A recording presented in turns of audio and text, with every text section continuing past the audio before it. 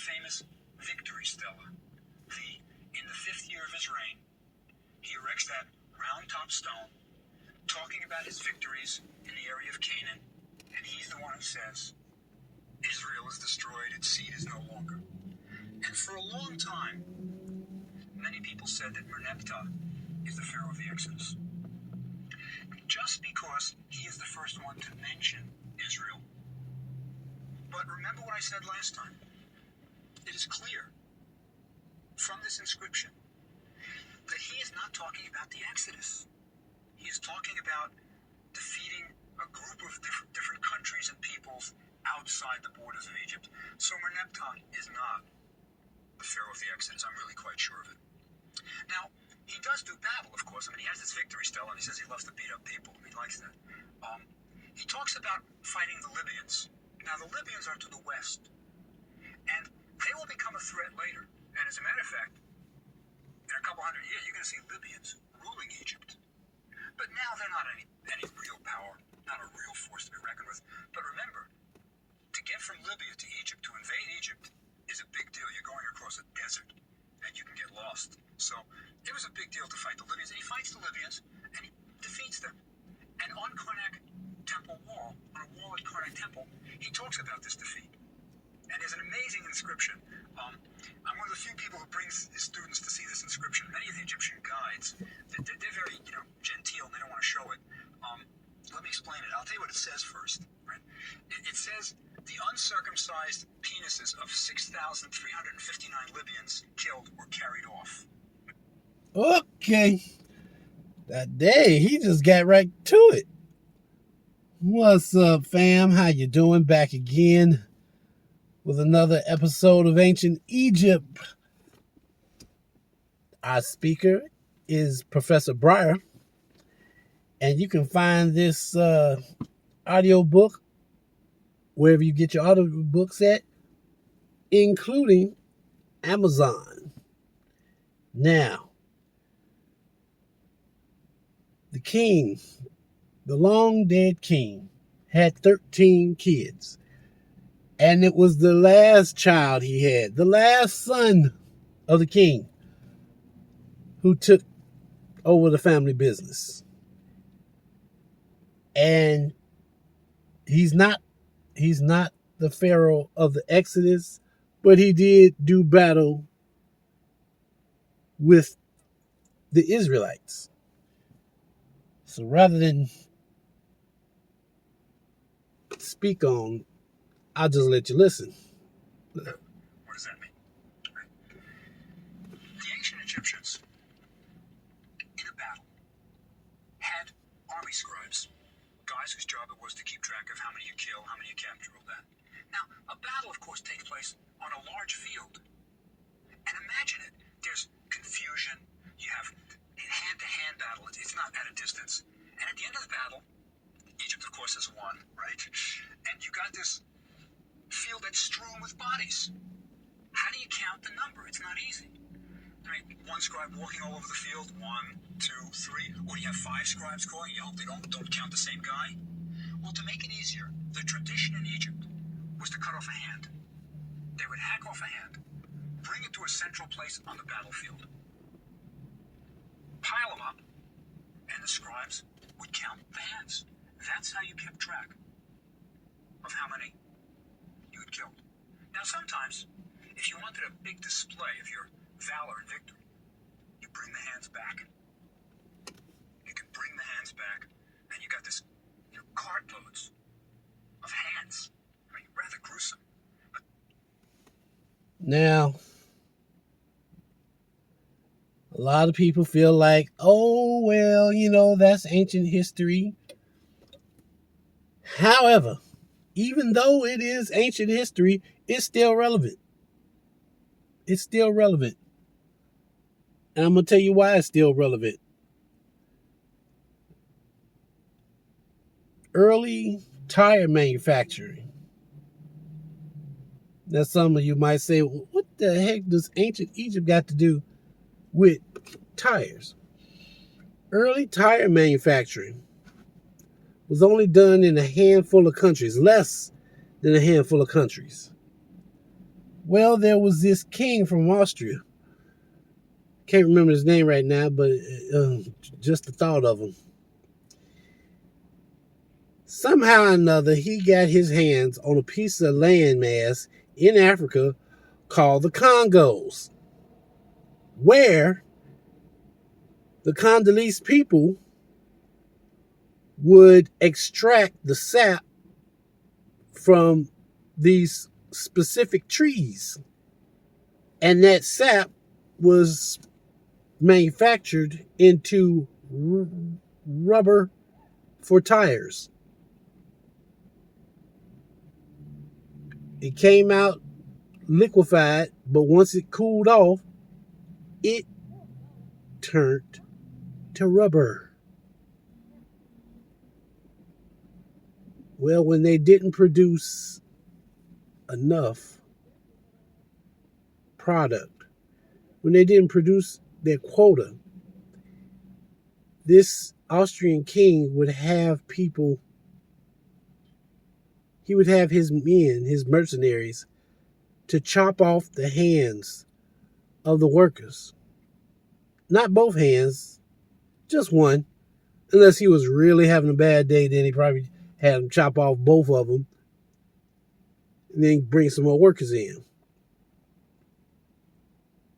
But a lot of things, what I'm learning is that a lot of things in history happened around the same time and nobody wants to talk about it. They all want everything to be sunshine and rainbows. No.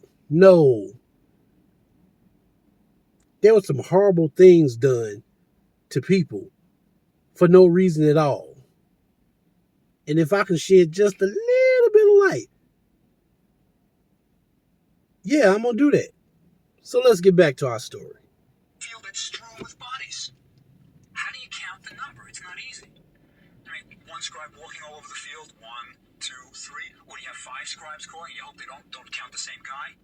Well, to make it easier, the tradition in Egypt was to cut off a hand.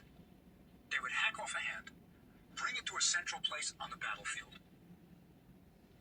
pile them up, and the scribes would count the hands.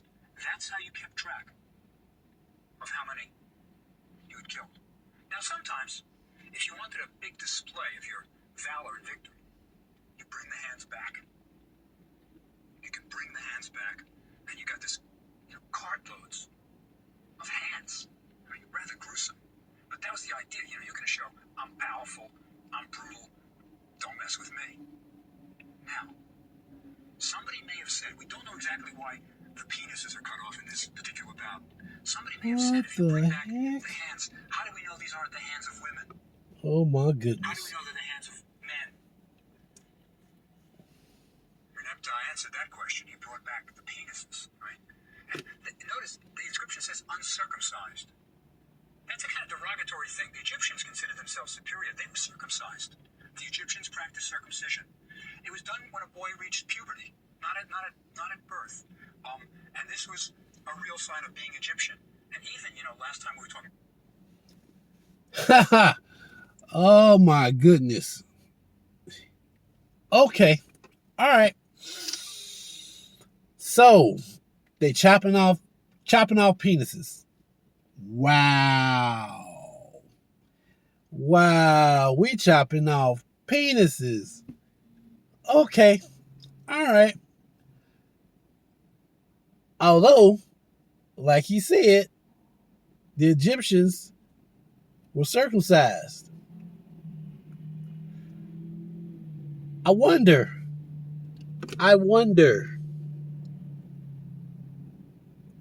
where did the Jewish people get the concept of circumcising young men when they became of age, when they hit puberty?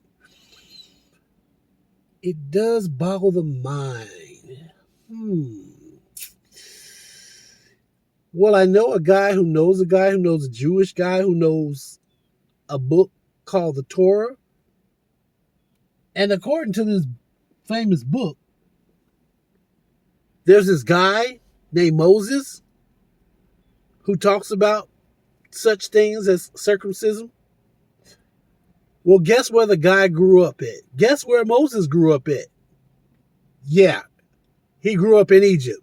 So he was well versed in Egyptian customs. He himself was not Egyptian, but he knew Egyptian customs. I am no form or shape Japanese, but if I stay in Japan long enough, I'm pretty sure I'm gonna pick up some language.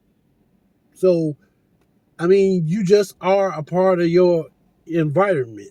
Regardless what your religious background is, you're gonna pick up things from other nationalities, other communities, especially if you're constantly interacting with people outside of your community. You got to learn how to communicate with them, what goes and what don't go. So yeah, we talking ancient Egypt. Ancient Egypt. But yet and still, let somebody crack a joke. Let somebody crack a joke about Jewish people. And it's on, boy. They caught sicking out the lawyers on you, trying to ruin your career, ruin your life. For what? The very book that y'all believe in was supposedly written down by a guy who spent most of his life in Egypt. His younger life, anyway, in Egypt. He was raised as part of the royal family. Come the fudge on. You really think that Moses, being raised in the royal court, in the royal family, didn't pick up a thing or three? Get out of here. And we're talking about ancient Egypt. When most of, and I say most because the Greeks were going over there mingling amongst people. So you probably did have a few light-skinned black people. Don't know how many. Can't say. I wasn't there. But what I will say is Moses might have been Jewish, but he picked up a lot of things from the Egyptians. I'm just saying. Let's continue. You know, last time we were talking about the Exodus. Where did the Jews get the idea of circumcision? It could have been from the Egyptians. Right? So Merneptah is proud of this battle with the Libyan, where he brings back penises, uncircumcised ones. Right? He also builds, he has a palace that he builds in the Delta area at Memphis, the capital of Egypt. But it's gone. It's terribly damaged. And the reason is the Delta was a marshy area, right? Memphis is not in the Delta, but it's near enough that the water table is high. So the palace is sunk underground, and all we have are a few blocks now. But it was undoubtedly a great palace. He was a builder like his father, Ramses the Great. His tomb is interesting also. Howard Carter, the discoverer of Tutankhamun's tomb, made an interesting discovery right outside Merneptah's tomb. In a pit, he found 13 large alabaster jars. By large, I mean they're probably 2 feet high, maybe 3 feet high. And technically they're not alabaster, by the way. It's calcite. Egypt doesn't have true alabaster. It looks pretty good to me, and when it's sold to tourists, it's always called alabaster, but it's really calcite. But these are large jars, and they were used in the mummification of Merneptah before they put the body in the tomb. And they were considered sacred because they were part of the mummification, so they were buried near the tomb. Right? Interesting discovery. 1920, Howard Carter did that. But the tomb is interesting. Merneptah was buried in a fantastic sarcophagus. Fantastic. It was actually 3 nested sarcophagi, one inside the other. Really quite an impressive thing. And they were massive, massive things to protect the body forever. And on his tomb walls was the Book of Gates. It's a magical text that's going to enable the pharaoh to get to the next world. On the journey to the next world, you're going to have to go through gates. Think about it. an Egyptian temple, you always had to go through a pylon, a gateway. And the idea was the next word is going to be the same, and it's going to be pretty impressive. Not only that, though, there's going to be people who want to keep you out of the gates. There'll be gatekeepers. And you had to know the names of the gatekeepers and what was going to happen. It was the secret words, right? And on the walls of the tomb of Merneptah, we have the Book of the Gates. So his tomb is, in a sense, not only going to protect the body of Merneptah, it's going to help him get to the next world. Right? Now, after Merneptah, after the death of Merneptah, we have a strange decline. It's a curious period in the dynasty. Why? Well, let's think of what's happened. Ramses the Great ruled for 67 years. 67 years. Maybe too long. Maybe he can't really lead the army. Maybe the army isn't maintained. But now we get his son. But his son is 60 years old when he gets on the throne. Right? So we've got this problem of older pharaohs. And Egypt almost always goes downhill when the pharaoh lives too long. Right? So what happens after Merneptah? Who knows what happens after Merneptah? So the son, wow, he is, by today's standards, pretty much a senior citizen by the time he takes, well, I won't say by the time he takes the throne, but he's getting up there in age when he finally does take the throne. So well into his reign, he's like 60 years old. You know, he can't go out, doing what he used to do. They didn't have the different health regimens and medications like we do today. You know, he couldn't get one of his ladies to rub him down with some Bengay, at night. He would have loved that. But nah, they didn't have none of modern day trappings. So a lot of stuff he couldn't do, and family business took a serious hit. So, my people, that ends today's episode. I hope you enjoyed that little tidbit. Ancient Egypt. Our speaker is Professor Bob Breyer. And with that, be safe, and I'll talk to you later.